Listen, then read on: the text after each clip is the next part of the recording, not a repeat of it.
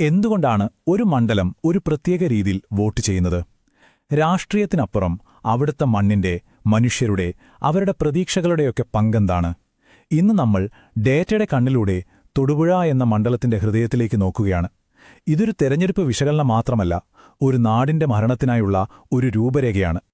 ഒരു തിരഞ്ഞെടുപ്പിനെ അറിയണമെങ്കിൽ ആദ്യം ആ നാടിന്റെ മണ്ണറിയണം. നമ്മൾ പോകുന്നത് ഇടുക്കിയുടെ മലമടക്കുകളിലേക്കാണ്, തൊടുപുഴയിലേക്ക്. ഇവിടെ ഓരോ കുന്നിനും പുഴയ്ക്കും കർഷകന്റെ വിയർപ്പിന്റെയും സ്വപ്നങ്ങളുടെയും കഥ പറയാനുണ്ട്. ഈ ഭൂമി തന്നെയാണ് ഇവിടുത്തെ രാഷ്ട്രീയത്തെയും രൂപപ്പെടുത്തുന്നതും. പക്ഷേ ഈ ഭംഗിക്ക് പിന്നിൽ ചില പറയാത്ത സങ്കടങ്ങളുണ്ട്. നമുക്കിനി തൊടുപുഴയിലെ സാധാരണ മനുഷ്യർക്ക് പറയാനുള്ളത് കേൾക്കാം. അവരുടെ ഉറക്കം കെടുത്തുന്ന ആശങ്കകൾ എന്തൊക്കെയാണ്? കാരണം ഒരു നാടിന്റെ ഭാവിയെക്കുറിച്ചുള്ള തീരുമാനം വരുന്നത് ഈ ആശങ്കകളിൽ നിന്നാണ്. വനത്തോട് ചേർന്നുള്ള വണ്ണപ്പുറം, മുള്ളരിങ്ങാട് പോലുള്ള ഗ്രാമങ്ങളിൽ ഓരോ രാത്രിയും തുടങ്ങുന്നത് ഭയത്തോടെയാണ്. വന്യമൃഗങ്ങളുടെ ആക്രമണം അവർക്ക് പത്രത്തിലെ ഒരു വാർത്തയല്ല, അത് അവരുടെ ജീവനും ഉപജീവനത്തിനും നേരെയുള്ള ഒരു യാഥാർത്ഥ്യമാണ്. അധ്വാനിച്ചുണ്ടാക്കിയതെല്ലാം കൺമുന്നിൽ നശിച്ചുപോകുന്നു. ജീവൻ തന്നെ അപകടത്തിലാകുന്നു. ഒരു ജീവൻ നഷ്ടപ്പെട്ടാൽ 10 ലക്ഷം രൂപ നഷ്ടപരിഹാരം കിട്ടുമായിരിക്കും. പക്ഷേ ആ സംഖ്യയ്ക്ക് ഒരു കർഷകന്റെ മനസ്സിലെ ഭയം ഇല്ലാതാക്കാൻ കഴിയുമോ? ഒരിക്കലുമില്ല. വേണ്ടത് നഷ്ടപരിഹാരമല്ല, മറിച്ച് രാത്രി സമാധാനമായി ഉറങ്ങാനുള്ള സുരക്ഷയാണ്. ഇനി നമുക്ക് അടുക്കളകളിലേക്ക് വരാം. അവിടെയും ഒരു പ്രധാന പ്രശ്നമുണ്ട്: വിലക്കയറ്റം. അവശ്യസാധനങ്ങളുടെയെല്ലാം വില കുതിച്ചുയരുമ്പോൾ ഓരോ കുടുംബത്തിന്റെയും കണക്കുകൂട്ടലുകൾ തെറ്റുകയാണ്. സാധാരണക്കാരന്റെ, പ്രത്യേകിച്ച് പെൻഷൻകാരെയും കൂലിപ്പണിക്കാരെയും പോലുള്ളവരുടെ വാങ്ങൽ ശേഷി ഇത് ഇല്ലാതാക്കുന്നു. ഒരു വശത്ത് നല്ല വിദ്യാഭ്യാസം നേടിയിട്ടും ഒരു ജോലിക്കായി കാത്തിരിക്കുന്ന ചെറുപ്പക്കാർ, മറുവശത്ത് ഗൾഫിലെ പ്രതീക്ഷകൾ അസ്തമിച്ച് നാട്ടിലേക്ക് മടങ്ങിയെത്തിയവർ. ഈ രണ്ട് കൂട്ടരുടെയും ഭാവി ഒരു വലിയ ചോദ്യചിഹ്നമാണ്. പുതിയ തൊഴിലവസരങ്ങൾ ഇവിടെ ഉണ്ടാകുന്നില്ലെങ്കിൽ നാടിനൊരു മുരടിപ്പ് അനുഭവപ്പെടും. പരിപ്പ് വെള്ളം തരുമെന്ന ആശ്വാസം ഈ ഒരു നാടൻ പ്രയോഗത്തിൽ എല്ലാം അടങ്ങിയിട്ടുണ്ട്. തിരഞ്ഞെടുപ്പ് കാലത്ത് കിട്ടുന്ന ചെറിയ സഹായങ്ങൾ ജീവിതത്തിലെ വലിയ പ്രശ്നങ്ങൾക്ക് പരിഹാരമല്ലെന്ന് ജനങ്ങൾക്കറിയാം. അവർക്കാവശ്യം താൽക്കാലിക ആശ്വാസങ്ങളല്ല, അടിസ്ഥാനപരമായ മാറ്റങ്ങളാണ്. അപ്പോൾ നമ്മൾ ഇതുവരെ കേട്ടത് ജനങ്ങളുടെ ശബ്ദമാണ്. ഇനി നമുക്ക് അക്കങ്ങളിലേക്ക് വരാം. ഈ ആശങ്കകളെല്ലാം ഡേറ്റയിൽ എങ്ങനെയാണ് പ്രതിഫലിക്കുന്നതെന്ന് നോക്കാം. കാരണം ഓരോ സംഖ്യയും ഒരു കഥയാണ് പറയുന്നത്. തൊടുപുഴയുടെ സാമൂഹിക ഘടന വളരെ സവിശേഷമാണ്. ഏകദേശം 45% ക്രിസ്ത്യൻ, 41% ഹിന്ദു, 14% മുസ്ലിം. ഈ 3 പ്രബല സമുദായങ്ങളും ഇവിടത്തെ രാഷ്ട്രീയത്തിൽ നിർണായകമാണ്. അതുകൊണ്ടുതന്നെ ഏതൊരു സ്ഥാനാർത്ഥിക്കും എല്ലാ വിഭാഗങ്ങളെയും ഒരുമിച്ച് കൊണ്ടുപോകേണ്ടത് അത്യാവശ്യമാണ്.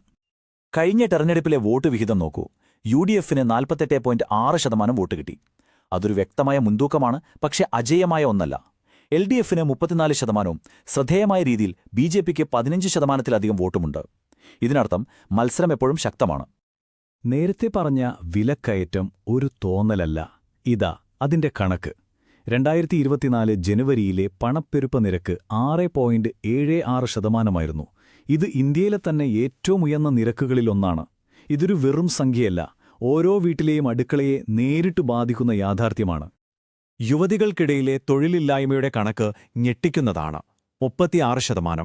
ഒന്ന് ചിന്തിച്ചു നോക്കൂ, എത്രമാത്രം കഴിവുകളും സ്വപ്നങ്ങളുമാണ് ഇവിടെ ഉപയോഗിക്കപ്പെടാതെ പോകുന്നത്. ഇത് വ്യക്തികളുടെ മാത്രം പ്രശ്നമല്ല, സമൂഹത്തിന്റെ ആകെ നഷ്ടമാണ്. 2021 പോളിംഗ് 72.5%. ഇത് കാണിക്കുന്നത് ഇവിടുത്തെ ജനങ്ങൾ രാഷ്ട്രീയത്തിൽ സജീവമായി ഇടപെടുന്നു എന്നാണ്. പക്ഷേ ഇതിന് മറ്റൊരു വശം കൂടിയുണ്ട്. തങ്ങളുടെ പ്രശ്നങ്ങൾക്ക് പരിഹാരം കാണാത്ത നേതൃത്വത്തോട് പ്രതികരിക്കാൻ മടിക്കാത്ത അക്ഷമരായ ഒരു ജനതയെ കൂടിയാണ് ഇത് സൂചിപ്പിക്കുന്നത്. ഈ സംഖ്യകൾക്കു പിന്നിൽ രാഷ്ട്രീയമുണ്ട്, നേതാക്കളുണ്ട്, മുന്നണികളുണ്ട്. നമുക്കിനി തൊടുപുഴയിലെ രാഷ്ട്രീയ മത്സരത്തെ കീറിമുറിച്ച് പരിശോധിക്കാം. ഇവിടെ വ്യക്തികളെക്കുറിച്ചല്ല, മറിച്ച് അവരെ ജയിപ്പിക്കുകയും തോൽപ്പിക്കുകയും ചെയ്യുന്ന സാഹചര്യങ്ങളെക്കുറിച്ചാണ് നമ്മൾ സംസാരിക്കുന്നത്. നിലവിലെ ജനപ്രതിനിധിയുടെ സാഹചര്യം നോക്കാം. 10 തവണ MLA ആയതിന്റെ അനുഭവസമ്പത്തും ആഴത്തിലുള്ള വ്യക്തിബന്ധങ്ങളും അദ്ദേഹത്തിന്റെ വലിയ ശക്തിയാണ്. എന്നാൽ 84 വയസ്സ് എന്ന പ്രായവും ഒരു മാറ്റം ആഗ്രഹിക്കുന്ന വോട്ടർമാരുടെ മനോഭാവവും വെല്ലുവിളിയാണ്. ഒപ്പം മുന്നണിക്കുള്ളിലെ പ്രശ്നങ്ങളും BJPയുടെ വളർച്ചയും അവഗണിക്കാനാവില്ല. പ്രധാന എതിരാളിയാവട്ടെ പരിചയസമ്പന്നനായ ഒരു രാഷ്ട്രീയ നേതാവാണ്. മുൻപ് കോൺഗ്രസുകാരനായിരുന്നതുകൊണ്ട് സ്വന്തം മുന്നണിയുടെ വോട്ടുകൾക്കപ്പുറവും അദ്ദേഹത്തിന് സ്വീകാര്യതയുണ്ട്. ഭരണവിരുദ്ധ വികാരത്തെയും മാറ്റമാഗ്രഹിക്കുന്നവരെയും ഒരുമിപ്പിക്കാൻ കെൽപ്പുള്ള ഒരു ബദലായി അദ്ദേഹം മാറുന്നു.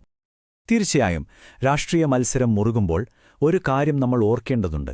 എല്ലാ രാഷ്ട്രീയ സംവാദങ്ങളും വ്യക്തിയുടെ അന്തസ്സിനെ മാനിച്ചുകൊണ്ടായിരിക്കണം. നയങ്ങളെയും പ്രവൃത്തികളെയും വിമർശിക്കാം, പക്ഷേ പൊതുവേദിയിലെ സംസാരത്തിൽ പാലിക്കേണ്ട ഉത്തരവാദിത്തം നമ്മുടെ ജനാധിപത്യത്തിന്റെ അടിത്തറയാണ്. ശരി, നമ്മൾ പ്രശ്നങ്ങൾ തിരിച്ചറിഞ്ഞു, സാഹചര്യങ്ങൾ വിലയിരുത്തി. ഇനി വേണ്ടത് പരിഹാരമാണ്. ഈ വിശകലനങ്ങളുടെ എല്ലാം അടിസ്ഥാനത്തിൽ തൊടുപുഴയ്ക്കായി എന്തു ചെയ്യാൻ കഴിയും? വ്യക്തവും പ്രായോഗികവുമായ ഒരു ഭരണരൂപരേഖയിലേക്കാണ് നമ്മളിനി പോകുന്നത്. ഈ വെല്ലുവിളികളെ നേരിടാൻ ഒരു ചതുർമുഖ സിദ്ധാന്തം നമുക്ക് മുന്നോട്ട് വയ്ക്കാം. ഇതിന് 4 മുഖങ്ങളുണ്ട്. 1. ശിവനെപ്പോലെ ആക്രമണത്തിന്റെ മുഖം, എതിരാളിയുടെ വീഴ്ചകളെ തുറന്നുകാട്ടുക. 2. വിഷ്ണുവിനെപ്പോലെ സ്ഥിരതയുടെ മുഖം, ഐക്യവും തുടർച്ചയും ഉറപ്പു നൽകുക. 3. ബ്രഹ്മാവിനെപ്പോലെ നവീകരണത്തിന്റെ മുഖം, പുതിയ തൊഴിലവസരങ്ങൾക്ക് വാഗ്ദാനം നൽകുക. 4. ദുർഗയെപ്പോലെ സംരക്ഷണത്തിന്റെ മുഖം, കർഷകർക്കും സാധാരണക്കാർക്കും സുരക്ഷ ഉറപ്പാക്കുക. ഈ തന്ത്രം വിജയിക്കണമെങ്കിൽ അത് ഓരോ വിഭാഗം ജനങ്ങളിലേക്കും കൃത്യമായി എത്തണം. ഉദാഹരണത്തിന്, യുവാക്കളോട് സംസാരിക്കുമ്പോൾ നവീകരണത്തിന്റെ മുഖം ഉപയോഗിച്ച് തൊഴിലിനെക്കുറിച്ച് പറയണം. കർഷകരോട് സംസാരിക്കുമ്പോൾ സംരക്ഷണത്തിന്റെ മുഖം ഉപയോഗിച്ച് വന്യജീവി ആക്രമണത്തിൽ നിന്നുള്ള സുരക്ഷയെക്കുറിച്ച് ഉറപ്പു നൽകണം. ഓരോരുത്തർക്കും അവരവരുടെ പ്രശ്നങ്ങൾക്ക് പരിഹാരം കേൾക്കണം. വെറും വാക്കുകൾ പോരാ, ജനങ്ങളുടെ ജീവിതത്തിൽ നേരിട്ട് മാറ്റം കൊണ്ടുവരുന്ന 3 കാര്യങ്ങളിതാ. 1. 24 മണിക്കൂറും ശുദ്ധജലം ഉറപ്പാക്കുന്ന പദ്ധതി. 2. താലൂക്ക് ആശുപത്രിയിൽ MRI CT സ്കാൻ പോലുള്ള ആധുനിക സൗകര്യങ്ങൾ. 3. ഗ്രാമീണ റോഡുകൾ നവീകരിച്ച് ബസ് സർവീസ് മെച്ചപ്പെടുത്തുക. ഇവയാണ് യഥാർത്ഥ ഭരണമാറ്റം. അപ്പോൾ ഈ വിശകലനത്തിൽ നിന്ന് നമ്മൾ എന്താണ് മനസ്സിലാക്കേണ്ടത്? വിജയത്തിലേക്കുള്ള വഴി ഏതാണ്? ചില അന്തിമ ചിന്തകളോടും ഒരു വ്യക്തമായ കാഴ്ചപ്പാടോടും കൂടി നമുക്കിത് ഉപസംഹരിക്കാം. അപ്പോൾ പ്രധാന ചോദ്യം ഇതാണ്: നിലനിർത്തണോ അതോ മാറ്റണോ? അനുഭവസമ്പത്തിന്റെ പാരമ്പര്യമാണോ അതോ പുതിയ തലമുറയുടെ ഊർജ്ജമാണോ തൊടുപുഴയ്ക്ക് വേണ്ടത്? ഈ ചോദ്യത്തിനുള്ള ജനങ്ങളുടെ ഉത്തരമാണ് തിരഞ്ഞെടുപ്പ് ഫലം. ആധുനിക കാലത്ത് വോട്ടർമാരിലേക്കെത്താൻ ഡേറ്റ ഉപയോഗിക്കുമ്പോൾ ഒരു വലിയ ഉത്തരവാദിത്വം കൂടിയുണ്ട്: ഓരോ വ്യക്തിയുടെയും സ്വകാര്യതയെ മാനിക്കുക എന്നത്.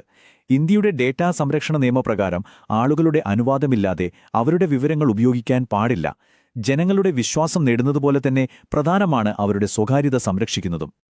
നിങ്ങൾ ജനങ്ങളെ കേന്ദ്രീകരിച്ചു പ്രവർത്തിക്കുന്ന ഒരു നേതാവാകാനും നിങ്ങളുടെ മണ്ഡലത്തെ ഉയരങ്ങളിലെത്തിക്കാനും ആഗ്രഹിക്കുന്നുവെങ്കിൽ blueprintstrategies.ai ബന്ധപ്പെടുക. നിങ്ങൾക്ക് mgr@blueprintstrategies.ai എന്ന വിലാസത്തിൽ ഇമെയിൽ ചെയ്യാം, അല്ലെങ്കിൽ 08042041602 എന്ന നമ്പറിൽ വിളിക്കാം. Purpose beyond politics.